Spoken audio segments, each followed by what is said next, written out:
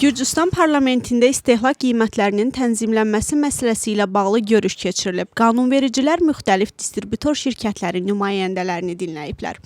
Görüşdə ərzaq məhsulları bazarının strukturu, qiymət formalaşması zənciri, sektorun əməliyyat prosesləri və qiymətlərin azaldılması imkanları müzakirə olunub. Sovet işğalından 105 il ötür. 1921-ci il fevralın 25-də Tbilisiyə Sovet Rusiyanın 11-ci Qızıl Ordusu daxil olub. Bu tarix ölkə tarixində Gürcüstan üçün ən faciəli günlərdən biri Sovetləşmə günü kimi qeyd olunur. Qızıl Ordu Tbilisini ələ keçirib və azad seçkilər yolu ilə seçilmiş Gürcüstan hökumətini devirib. Birinci Demokratik Respublikanın hökuməti mühacirətə gedib. Ölkə 70 il müddətinə müstəqilliyini itirib. Bir əsr əvvəl baş vermiş faciəli hadisələrin epicentri Kojori və Tabakmexela istiqamətləri olub. Məhz burada ölkənin müstəqilliyi uğrunda həlledici döyüşlər gedib. Sovet işğalı günü ilə əlaqədar olaraq bütün dövlət qurumlarında dövlət bayraqları endirilib. Kojoridə Yunker memorialında səhər saatlarından etibarən izdiham yaşanıb. Hökumət nümayəndələri tarixin əhəmiyyətindən danışıblar. Vətən uğrunda canından keçmiş qəhrəmanların xidməti bir daha vurğulanıb. Kojori, Tabakmela döyüşlərində qəhrəmancasına həlak olmuş döyüşçülərin xatirə memorialı gül çələngləri ilə bəzədilib. Medianın sanksiyalaşdırılmasını Qərb tərəfindən senzura və şantaj kimi qiymətləndirirlər. Bunu baş nazir və parlamentin sədri bildiriblər. İraqli Qobaxidze bəyan edib ki, medianın və sahibkarların əsas azadlıqlarının qorunması üçün hər şey ediləcək. Şalva Papuaşvili isə hesab edir ki, Böyük Britaniyanın Tbilisidəki səfiri faktiki olaraq senzuraçı və komendant kimi təyin olunub. Xatırladaq ki, dünən Böyük Britaniya hökumətinin rəsmi saytında Gürcüstanın media qurumları TV-İmedi və Post TV-nin sanksiyaya məruz qalması barədə məlumat yayılıb. Səbəb kimi Rus dezinformasiyasının yayılması göstərilib. Sanksiyalar aktivlərin dondurulmasını, direktorun diskvalifikasiyasını, bu da Böyük Britaniya vətəndaşlarının həmin vəzifədə çalışmasını məhdudlaşdırır. Eləcə də trust xidmətlərinə qarşı məhdudiyyətləri nəzərdə tutur. Səfirlərin yaydığı birgə bəyanat və siyasi qiymətləndirmə mövzusudur. Baş nazir İraqli Qobaxidze bildirib ki, artıq açıq şəkildə Gürcüstan tərəfindən Rusiyaya qarşı sanksiyaların tətbiq olunması tələbi səsləndirilir. Hökumət komandasının üzvlərinin sözlərinə görə bu açıq eskalasiyaya çağırış və Gürcüstanı müharibəyə cəlb etmək cəhdidir. Xatırladaq ki, dünən Gürcüstandakı Fransa, Almaniya və Böyük Britaniya səfirləri birgə bəyanat yayıblar. Bəyanat Almaniya səfirliyinin rəsmi veb səhifəsində dərc olunub. Sənəddə qeyd edilir ki, güya Qərbi Gürcüstanı bu münaqişədə ikinci cəbhə açmağa çağırdığı barədə iddialar dezinformasiyadır.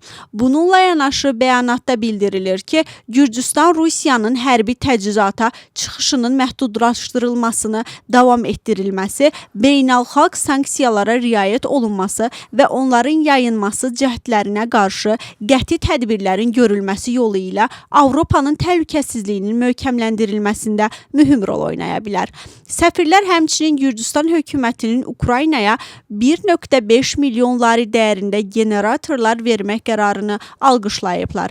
Biz Gürcüstanın suverenliyini və öz təhlükəsizlik seçimlərini müəyyən etmək hüququnu qətiyyətlə dəstəkləməyə davam edirik. Bu kontekstdə Gürcüstanın müdafiə qüvvələri ilə NATO çərçivəsində əməkdaşlığı davam etdiririk ki, onların potensial aqressiyaya qarşı müdafiə qabiliyyətini gücləndirək və Cənubi Qafqazda və Avropada təhlükəsizliyin təmin olunmasına töhfə verək, deyə bəyanatda qeyd olunur. Gürcüstanda vəziyyətin daha da pisləşdiyi bildirilir və 2025-ci il hesabatı namizəd ölkə üçün indiyədək hazırlanmış ən pis sənəd kimi xarakterizə olunur. Bu bəyanatı Avropa parlamentarı Rassa Juknaveti Avropa Parlamentinin Xarici Əlaqələr Komitəsinin iclasında Gürcüstan məsələsinin müzakirəsi zamanı səsləndirib. O qeyd edib ki, Avropa Şurasının 19 dekabr 2024-cü il tarixli nəticələrinə uyğun olaraq hesabat hesabat aydın şəkildə təsdiq edir ki, Gürcüstan hazırda namizəd ölkə statusunu yalnız ad üzərində daşıyır. Cuk Nevitsəndən sonra Gürcüstanla bağlı digər Avroparlamentaryalar da çıxış ediblər. Məsələn, Nacho Sanchez, Amor Gürcüstanın müxalif partiyalarını birliyə çağırıb və vurğulayıb ki, müxalifət siyasi alternativ təqdim etməyə çalışmalıdır. Trabias Kremer isə bildirib ki, komissiyanın Gürcüstanla bağlı hesabatı tamamilə əsaslıdır.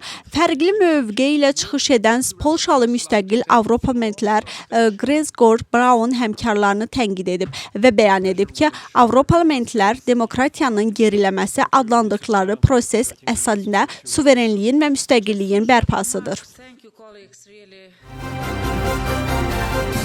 Terrorçuluq barədə yalan məlumat yaymaq faktı üzrə Gürcüstan Dövlət Təhlükəsizlik Xidməti bir nəfəri saxlayıb. Ona artıq rəsmi ittiham irəli sürülüb. SUS-un məlumatına görə daha bir neçə şəxs barəsində istintaq hərəkatları davam edir. Dövlət qurumlarına terror xarakterli saxta bildirişlər göndərən şəxslər dairəsi müəyyən edilib. Məlumata əsasən, hədələyici mesajların müəllifləri əsasən virtual şəbəkələrdən IP ünvanların gizlədilməsi üçün müasir texnologiyalardan və səs dəyişdirən proqramlardan istifadə ediblər. Bu əmələ görə cəza 3 ildən 6 ilədək azadlıqdan məhrum etmə nəzərdə tutur. Vəkilin sözlərinə görə saxlanılan şəxs ittihamı qəbul edir. Lakin bildirib ki, bunu zarafat məqsədi ilə edib və hərəkətinin ciddi nəticələr doğura biləcəyini düşünməyib. Vladimir Zelenski təsdiqləyib ki, fevralın 26-sında Ukrayna və ABŞ nümayəndə heyətləri Cenevrədə danışıqlar bərpa edəcəklər. Zelenskinin sözlərinə görə bu barədə məlumatı nümayəndə heyətinin rəhbəri, Milli Təhlükəsizlik və Müdafiə Şurasının katibi Rustem Umerov verib. Ukrayna prezidenti bildirib ki, Rustem Umerov ABŞ prezidentinin xüsusi nümayəndələri Steve Witkoff və Jared Kushner ilə görüşəcək. Bununla yanaşı Steve Witkoffun sözlərinə görə o və Jared Kushner fevralın 26-sında Cenevrədə İran nümayəndə heyəti ilə də danışıqlar aparacaqlar. Viktor Orban bəyan edib ki, Ukraynadan gələn təhdidlər fonunda enerji obyektlərini qorumaq üçün hərbiçiləri göndərəcək. Macarıstan mediasının məlumatına görə Orban bu açıqlamanı Müdafiə Şurasının iclasından sonra verib.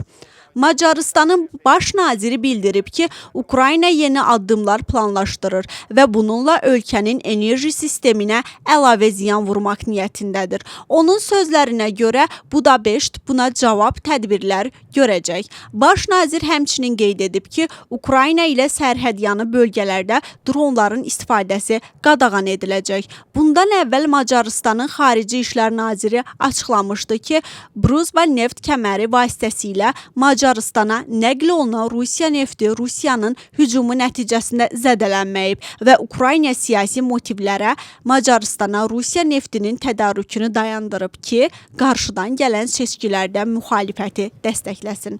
Onun sözlərinə görə, buna görə də Budapeşt Rusiyaya qarşı Avropa İttifaqı tərəfindən hazırlanmış 20-ci sanksiya paketinin və Kiyevə ayrılmış 90 milyard avroluq kreditin bloklanmasını davam etdirəcək.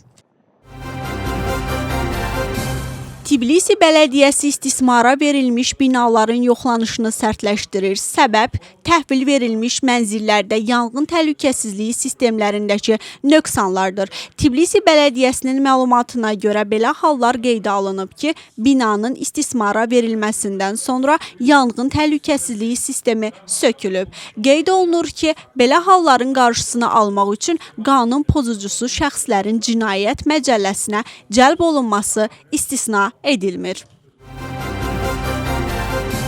Ətraf mühitin mühafizəsi və nəzarət departamenti avtomobil yanacağının keyfiyyətini yoxlayıb.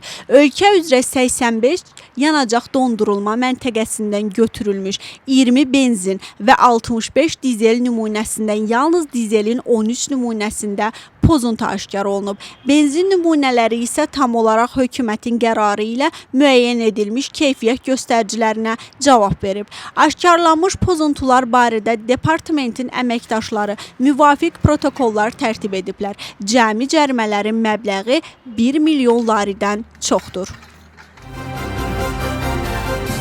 Macaristanda ailələri dəstəkləyən sammit keçirilir. Tədbirdə Gürcüstanın Səhiyyə naziri iştirak edir. Onun məlumatına görə ölkə demografik vəziyyətin yaxşılaşdırılmasına və yoxsulluğun azaldılmasına yönəlmiş siyasət üzərində aktiv işləyir. Tədbirin məqsədi isə demografik vəziyyətin yaxşılaşdırılması və ailələrin dəstəklənməsi istiqamətində beynəlxalq əməkdaşlıq və təcrübə mübadiləsidir.